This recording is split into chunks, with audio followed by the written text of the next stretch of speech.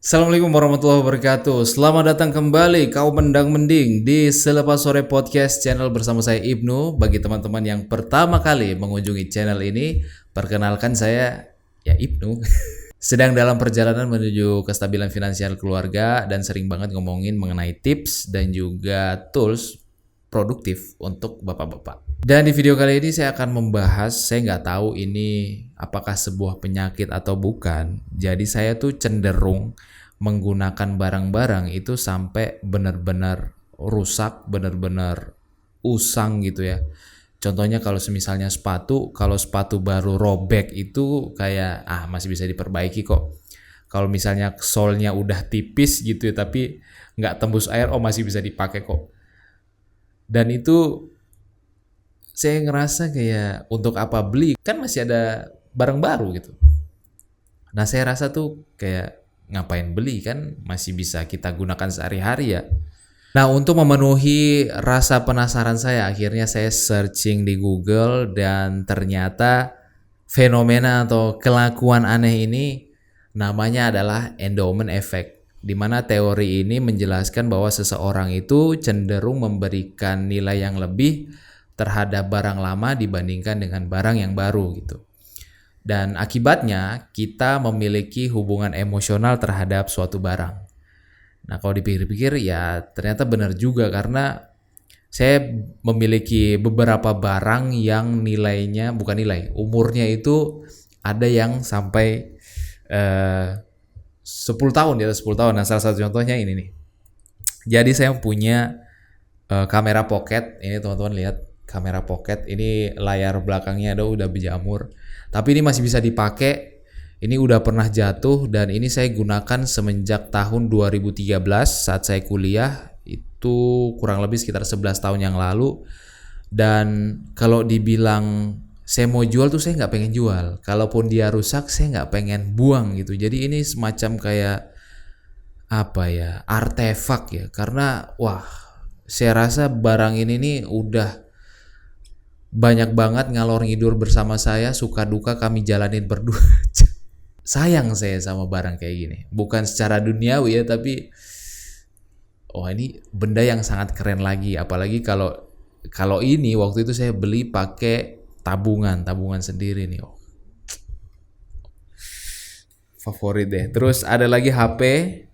Nah saya termasuk orang yang nggak suka apa ya, tukar tambah HP tuh saya nggak suka, tukar tambah laptop tuh saya nggak suka. Pertama, selain privasinya, yang kedua adalah nilai yang dikandung dalam handphone ini. Kayak coba lihat, ini aja tempatnya udah robek kayak gini. Ini adalah Samsung A30.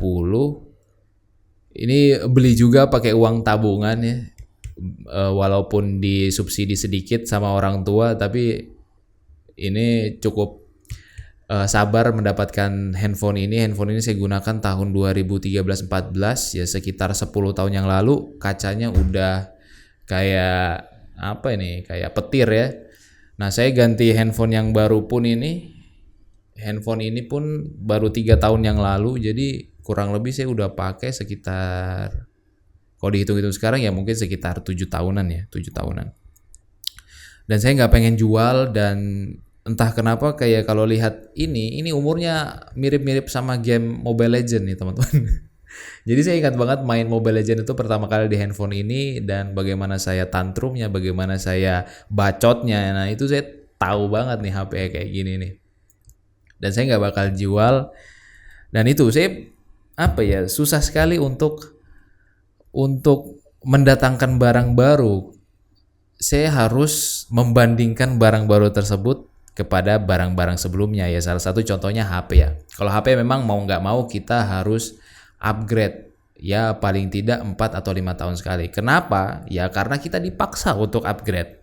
Salah satu contohnya HP ini. HP ini hanya bisa digunakan untuk pesan WhatsApp. Kalau kamu pakai Instagram, kamu pakai sosial media yang lain, itu dia nge-lag Pak. Nggak tahu kenapa nge-lag.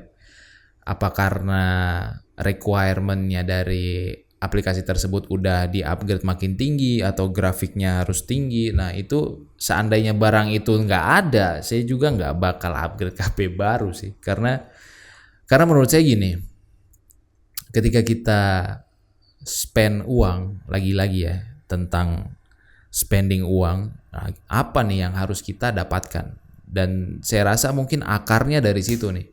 Kita cenderung menilai sesuatu itu sangat berharga karena kita memang benar-benar memberikan perhatian kita terhadap barang tersebut. Kita nggak serta-merta kayak kita lihat, kemudian kita beli. Tetapi kita coba berpikir kayak, oh sehari-hari mungkin kita udah kesulitan nih, kita menggunakan tasnya udah robek, kemudian mudah tembus air. Nah kemudian dari kegelisahan tersebut kita carilah tas. Nah, tas itu pun ketika kita lihat, nah kita pun menimbang-nimbang nih, kaum mendang-mending masuk ke sini nih.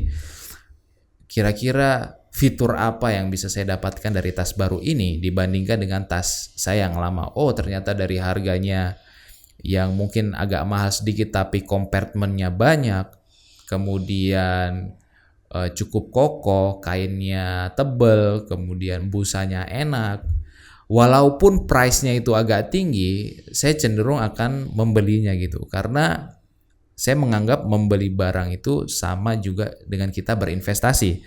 Contohnya kalau kita membeli tas tadi dengan harga mungkin 1 juta, nah kita bisa makainya mungkin 3-5 tahun, wah itu murah banget teman-teman. Daripada kita membeli tas yang harganya 200-300 ribu, tapi nggak enak banget kalau kita bawa bawaan yang banyak atau dia mudah tembus air misalnya. Nah itu nggak enak banget. Nah akhirnya dari pertimbangan itu kan kita udah mengeluh-elukan ibaratnya, wah tas ini adalah tas yang paling bagus, tas ini adalah tas yang saya impikan gitu. Nah dari situ kemudian jadilah milik kita tas itu, dan tas itu kita pakai sehari-hari, kita ngerasa nyaman, dia menemani kita sehari-hari. Dan apalagi alasannya kalau kita tidak ada hubungan emosional, karena kita tidak sembarangan untuk membeli barang baru itu gitu.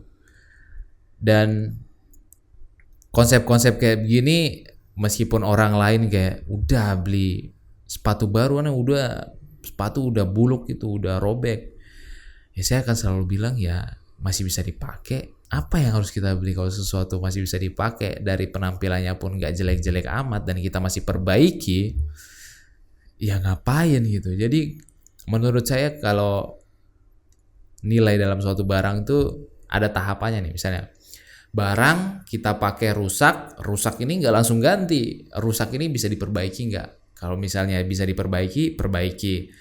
Kemudian kita pakai lagi, usang lagi, perbaiki lagi, sampai usang lagi dan tidak bisa diperbaiki, baru kita beli baru. Dan kamu tahu gak sih rasanya kayak mungkin cewek-cewek nih, kalau kalian beli lipstick, kemudian kalian pakai lipstick itu di saat-saat terakhirnya dihabis, itu ada rasa bangganya men, ada rasa senengnya. Kalau kalian menggunakan barang itu, kalian betul-betul memanfaatkannya sampai terakhir, sampai detik-detik terakhir. Wah itu apa ya, kita kayak ngerasa fulfill gitu, kita kayak ngerasa wah saya tidak menyia-nyiakan waktu saya tidak menyia-nyiakan uang saya gitu.